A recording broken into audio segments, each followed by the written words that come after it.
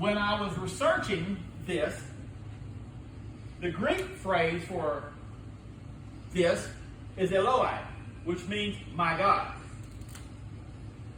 Mark spoke Aramaic, and he used the phrase my God. But the thing is, the Jews called him Elohim, which is mighty one, supreme one. So now here we are, we're sitting here, and we've got somebody saying what he said, but the problem is, did Yeshua speak Aramaic? Did he speak Greek? So, why was it so important? Because every other reference you talk about him, he talks about my Father. He talks about in terms of endearment. In other words, Abba Father, it's always in good terms. But all of a sudden now, when Jesus is at his point of deepest, darkest stress, he cries out a phrase. Huh? But he says something, but he identifies who he's talking about. That's the mystery that we're going to start walking down this road for. And this is going to take you some work that you're going to have to do. Because again, I think that the only reason we do not move forward in our comprehension of God, of Elohim, of Yahweh, of Yeshua, is I think that again is that we take this broad path. That's a safe path. We don't want to venture down and run into a sidetrack or spend any measurable amount of time researching these things. Why? Because we ain't got time for that kind of stuff. What's that woman say? Ain't nobody got time for that. But that's the truth. But Billy, if there's any a time, some of us are getting old. And we're not promised tomorrow, are we, Dory? It can happen any time now. And so the thing is that even if you do the math, I don't have a lot of time, so I need to be looking at my life.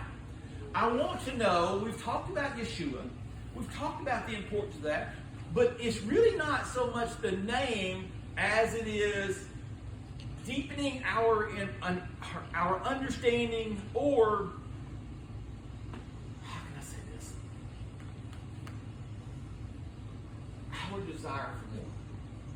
Our desire for a better walk. I remember back, this is what I was telling Amber years ago, poor old Bailey, I prayed every night, God, please let her sleep in her bed. Let her sleep in her bed tonight. And every night, it would be a fight. Because guess what she'd do? She'd sneak in her bed. And I would get to argue with her. I'm like, get in your bed. And I'd whimper.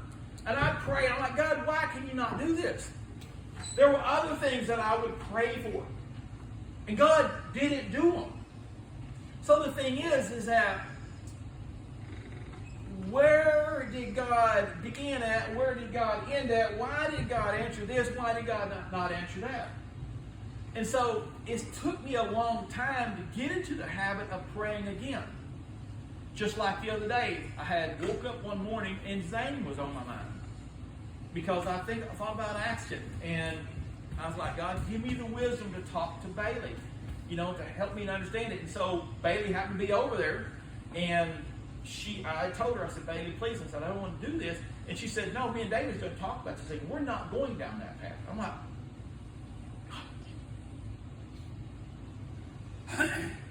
I'll try this prayer thing again.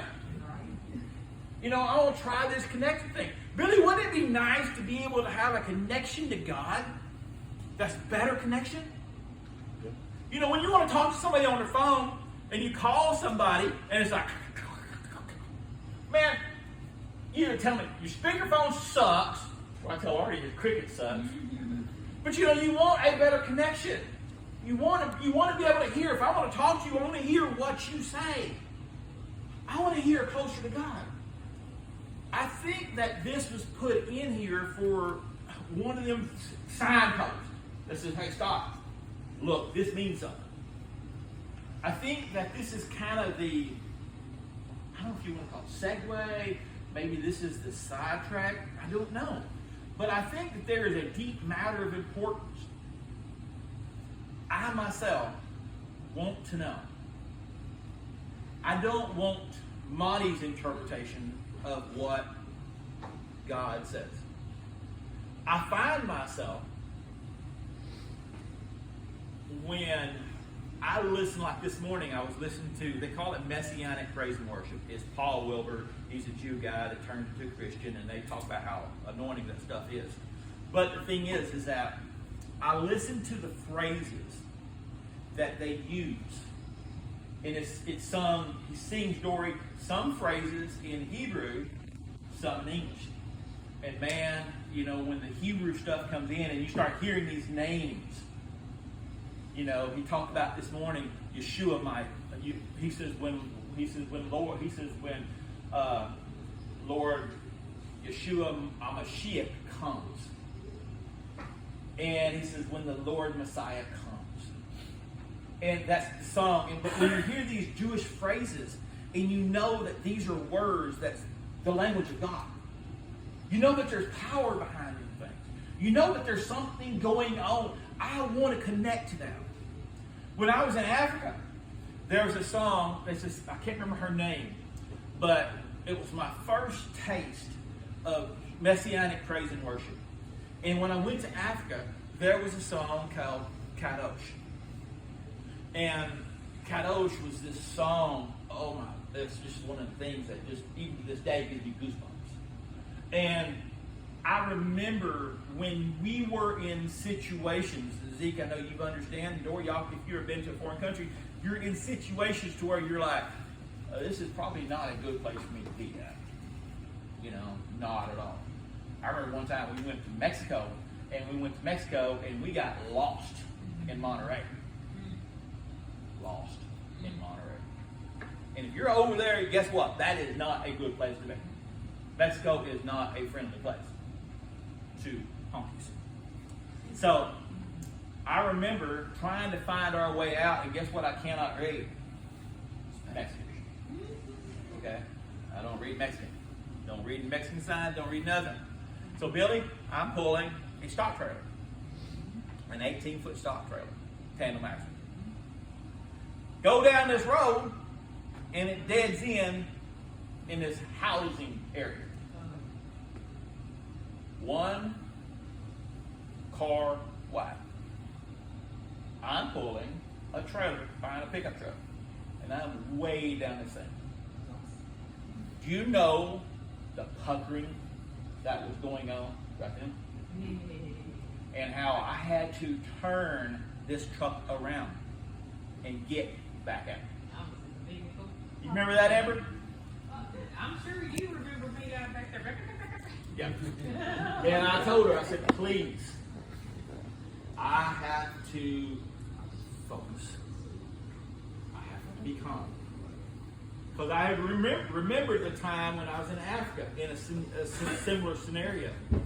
And there's guards standing with machine guns. And they've been kidnapping people.